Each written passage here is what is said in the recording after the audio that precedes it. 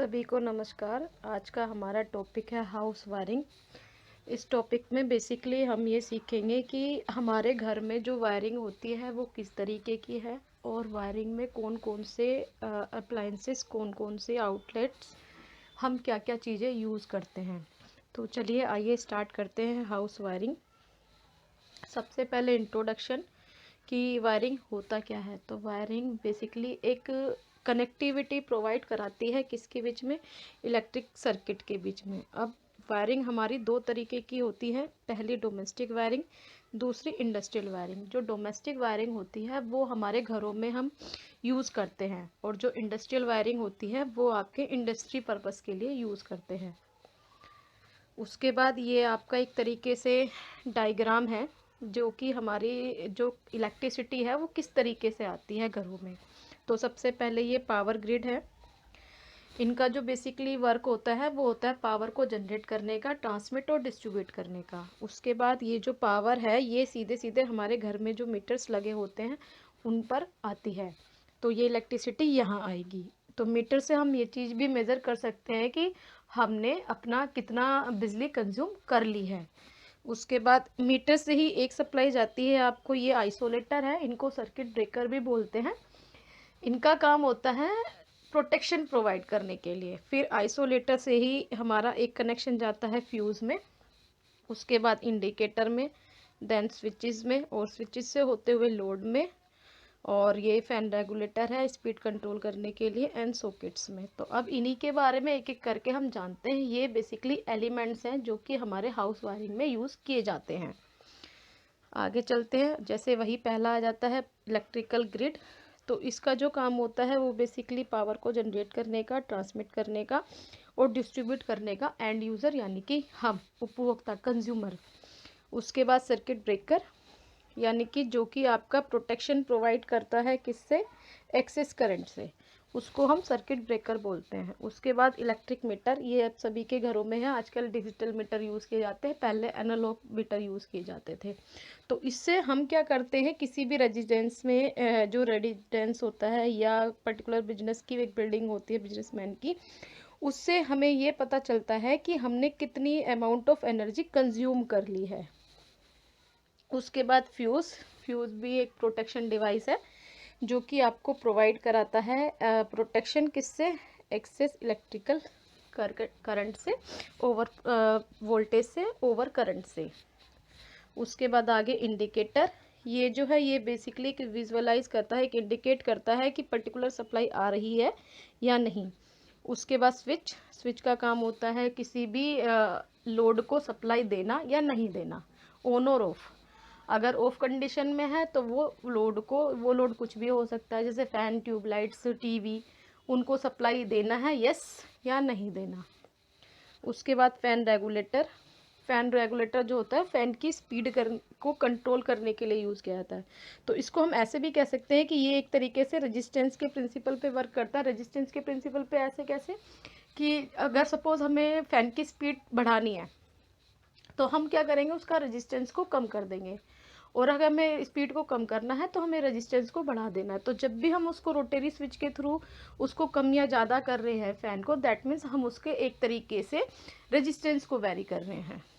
उसके बाद AC power socket, ये वो सॉकेट हो जिसमें हम जिस भी अप्लायंसेस में हमारे प्लग्स होते हैं, प्लगिंग डिवाइस को वर्किंग करने के लिए हम सॉकेट्स का यूज़ करते हैं। जैसे कि आपका टीवी हो गया, आपका रेफ्रिजरेटर हो गया, वॉशिंग मशीन हो गई, तो उनको इंसर्ट करने के लिए हम इंसर्ट किस पोर्ट में करते हैं, सॉकेट में। नेक्स्ट आता है आपका स्विच बॉक्स सॉरी। तो स्विच बॉक्स जो होता है वो बेसिकली एक तरीके से न्यू कनेक्शन को, यानी कि हम ये कह सकते हैं आपका बॉक्स जैसे जिसमें कि आप ये सारे एलिमेंट्स, यानी कि जिसमें हम स्विच भी फिक्स कर दें, सॉकेट भी फिक्स कर दें, फैन रेगुलेटर भी फिक्स कर दें, इंडिकेटर भी फिक्स कर दें, फ्यूज़ भी फिक्स कर दें, तो उन सब का जो आउटलेट एक बॉक्स में हम एक ही जगह इकट्ठा करके रखते हैं उसको हम स्विच बॉक्स बोलते हैं। तो ये उसके स्लॉट्स बने हुए हैं। उसके बाद इलेक्ट्रिकल लोड कुछ भी हो सकता है, जैसे इसमें एलईडी बल्ब और फैन का दिया हुआ है, आप इसको कोई भी लोड ले सकते हैं जो कि हमारी सप्लाई को कंज्यूम करता है। जैसे कि हमारा रेफ्रिजरेटर है, वॉशिंग मशीन है, फ्रिज है, और ग्राइंडर है, मिक्सचर्स हैं, ये सारे आपके लोड कहलाते हैं। ये हो गए हमारे एलिमेंट्स जो कि हम वायरिंग में यूज़ करते हैं। अब हमारी बात आती है वायरिंग की, यानी कि हमारे पास एलिमेंट्स तो आ गए, अब उनको कनेक्टिविटी कितने तरीके से हम बना सकते हैं। तो पहला क्लीट वायरिंग, फिर batten wiring, capping wiring, conduit wiring, फिर बैटन वायरिंग भी 3 तरीके की है, PVC wiring, TRS CTS wiring, उसके बाद lead sheath wiring, surface conduit wiring और कंसील कंडेंट वायरिंग। इनके बारे में हम आगे जानते हैं। सबसे पहले क्लीट वायरिंग। जो क्लीट वायरिंग होती है बेसिकली दीवार में ही फिक्स की जाती है। जैसे कि मान लिया कहीं पे चिनाई हो रही होती है, न्यू घर बन रहा होता है, कंस्ट्रक्शन वर्क हो रहा है, तो हम उसकी दीवार को बीच में से तोड़ तोड़ के उसके अंदर एक पाइपिंग फिक्सिंग करके जो वायरिंग करते हैं, जो कि परमानेंट फिक्सिंग होती है और ये प्लस्तर करने के बाद हाइड हो जाती है। तो इसके सारे कनेक्शन, सारी वायरिंग इंटरनल होती है, हाइड हो जाती है, उसको हम क्लीट वायरिंग बोलते हैं। ठीक है। उसके बाद बैटन वायरिंग। बैटन वायरिंग जो होती है बेसिकली एक तरीके से आपके स्लॉट्स से बने होते हैं और उस स्लॉट्स के अंदर हम वायरिंग करते हैं। तो इसमें 3 तरीके की वायरिंग होती है, PVC wire, TRS CTS wiring और लीड स्टिथ वायरिंग। तो इसके बारे में हम आगे देखेंगे। उसके बाद वुडन चेसिंग वायरिंग होती है। इसमें क्या होता है कि लकड़ी का फट्टा टाइप का होता है, उसको हम जैसे जैसे हम ओपनली वायर ना करके उस लकड़ी के फिट्टे को फिक्स करके उसके ऊपर वायरिंग करते हैं, उसको हम बोलते हैं वुडन केसिंग कॉपिंग वायरिंग। तो जैसे ये फट्टा है, इसमें ये स्लॉट से बने होते हैं ये इस तरीके से, तो इनके ऊपर हम वायरिंग कर देते हैं। उसके बाद आता है पीवीसी कैशिंग कैपिंग वायरिंग। ये ज़्यादातर आजकल यूज़ हो रहा है। इसमें क्या होता है, हम फट्टे ना यूज़ करके हम प्लास्टिक के 2 कंटेनर यूज़ करते हैं, उसको फिर आपस में बंद कर देते हैं और उस कंटेनर के अंदर हम वायरिंग को करते हैं। जैसे ये इस तरीके से ये आजकल यूज़ हो रहा है। तो ये 2 तरीके की हो गई, सरफेस कंडेंट वायरिंग और कंसील कंडेंट वायरिंग। जो सरफेस कंडेंट वायरिंग होती है वो बेसिकली आपके एक, हम ये कह सकते हैं, रूम के अंदर एक कनेक्शन से, हमें एक ही रूम के अंदर कनेक्शन प्रोवाइड करना है या दूसरे रूम, एक रूम से दूसरे रूम में कनेक्शन को लेके जाना है, तो हम इस वाले मतलब वायरिंग को यूज़ करते हैं। उसके बाद कंसील कंडेंट वायरिंग जो होती है वो वायरिंग आपकी जब होती है जब हमारे पास कॉस्टली ज़्यादा होती है और मेंटेनेंस की कम ज़रूरत पड़े। इसमें मेंटेनेंस की ज़रूरत पड़ती है ज़्यादा, मोर देन कंसील वायरिंग तब हम इस वाली वायरिंग को यूज़ करते हैं। उसके बाद ये आपका कंसील वायरिंग से ही रिलेटेड है। ये इस तरीके से सारे पाइप के अंदर आपकी वायरिंग की जा रही है ये। उसके बाद अब हमने वायरिंग भी देख ली, एलिमेंट्स भी देख लिए, लेकिन उस वायरिंग में जो मेन हमारा एलिमेंट है वायर्स, वो कितने तरीके के होते हैं उसके बारे में है। तो हमारे वायर्स होते हैं जैसे VIR वायर है, CTS वायर है, वेदर प्रूफ वायर है, लीड कवर्ड वायर है, माइक वायर है, PVC वायर है। अब एक एक करके इनके बारे में। पहला है जैसे वेदर प्रूफ। वेदर प्रूफ यानी कि नाम से इंडिकेट हो रहा है कि जिससे जिस वायर पे हमारे वेदर का या मौसम का कोई फर्क ना पड़े, उसको हम वेदर प्रूफ वायर बोलते हैं। इसमें ये वाला वेदर प्रूफ है। ये सारे जो अंदर के टिप है, ये जो दे रखी है, ये सारे कॉपर्स के कंडक्टर हैं और उसको एक पर्टिकुलर एक परमानेंट इंसुलेशन के अंदर डाल दिया जाता है। नॉर्मली हम घरों में जो वायरिंग के लिए यूज़ करते हैं, हम यही वायर यूज़ करते हैं। उसके बाद आता है वल्केनाइज रबड़ वायर। इसमें क्या होता है, ये तो एक सिंगल वायर हो गया।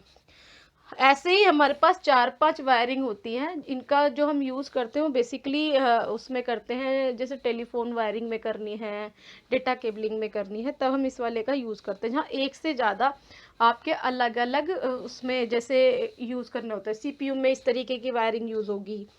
तो अब जिसमें एक से ज़्यादा कंडक्टर होते हैं और हर कंडक्टर का अपना एक इंसुलेशन होता है और फिर वो सारे कंडक्टर को एक ही उसमें इंसुलेशन में डाल दिया जाता है, तब हम इसका यूज़ करते हैं। इसको हम वल्केनाइज रबड़ वायर भी बोलते हैं। इसमें जो ये वाली चीज़ें रबड़ की है, एक्सटर्नल जो आपका इंसुलेशन होता है।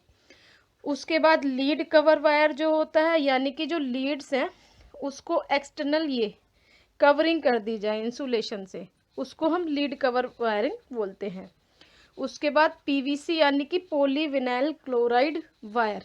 ये वाले वायर हम जनरली यूज़ करते हैं अपनी हाउस वायरिंग में, PVC वायर। ठीक है ना। ये ही यूज़ किए जाते हैं। इसमें आपके ये आपके कंडक्टर होते हैं और उसको ऊपर एक नॉर्मल एक कॉमन इंसुलेशन चढ़ा दिया जाता है। उसके बाद आता है मिनरल इंसुलेटेड कॉपर वायर। ये जो होता है ये आपका कॉपर से होता है। इसमें जो होती है कोटिंग वो होती है मैग्नीशियम ऑक्साइड की। टेम्परेचर का इस वाले पर कम इफेक्ट पड़ता है और इसमें जो शील्डिंग यानी कि सेफ्टी जो देता है कॉपर वायर प्रोवाइड किया जाता है। और इसका जो हम बेसिकली यूज़ करते हैं वो मशीन मिल्स वगैरह में यूज़ करते हैं, यानी कि इंडस्ट्रियल पर्पस वायर है ये। उसके बाद ये आपके हाउस वायरिंग का एक डायग्राम है, सर्किट डायग्राम। ये हमारा मेन से सप्लाई आ रही है, मेन सप्लाई से यानी कि हमारे मीटर से होकर, मीटर की सप्लाई के बाद का ये डायग्राम है।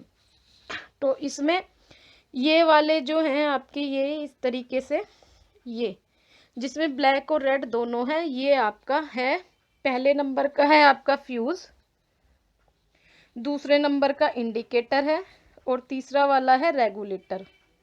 ये तीन चीज़ हैं इसमें जो सबसे ऊपर बने हुए हैं। उसके बाद इसमें आपका रेड जो लाइन है वो आपकी फेस लाइन को दिखा रही है और जो ब्लैक वायर है वो आपका न्यूट्रल वायर को दिखा रहा है। तो हमेशा याद रखें, हमेशा लाइन टू लाइन कनेक्ट करते हैं और न्यूट्रल टू न्यूट्रल कनेक्ट करते हैं। तो जितने भी ब्लैक कलर की लाइनिंग होगी यानी कि न्यूट्रल वाली, उन सबको हम न्यूट्रल से कनेक्ट कर देंगे। हर उसको ध्यान रखेंगे कि हर एलिमेंट्स में फेस न्यूट्रल दोनों हो, ठीक है ना। तो अब जो हमारा फ्यूज़ होता है उसमें दोनों ही फेस होते हैं और रेगुलेटर में भी स्पीड का कर रहे हैं तो दोनों तरफ लाइन होगी। उसके बाद हमने क्या करा, यहाँ से हमारा न्यूट्रल कनेक्शन में पहले ले रही हूँ, पहले मैंने फ्यूज़ में डाला।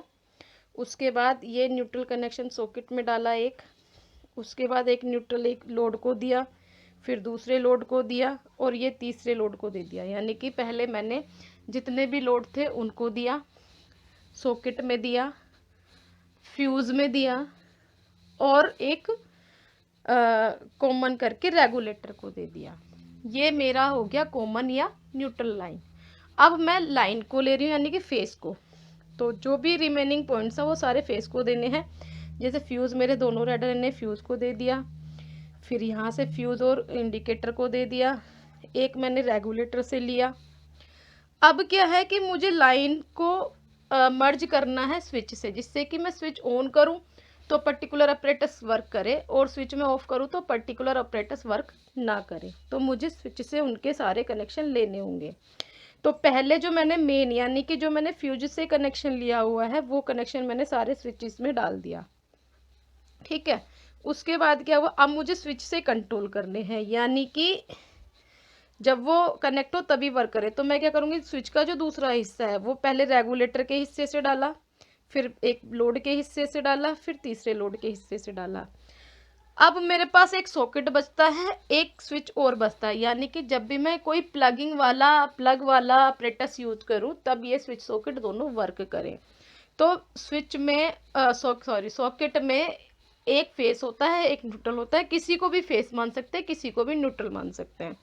तो मैंने क्या करा, जो मेरी लाइन से कनेक्टिविटी आ रही थी, एक मैंने न्यूट्रल इसको दे दिया, फिर एक फेस जो मैंने वहाँ से मीटर से लिया था बराबर से, इसी से ही दूसरा हिस्सा उसके सॉकेट में और स्विच में डाल दिया।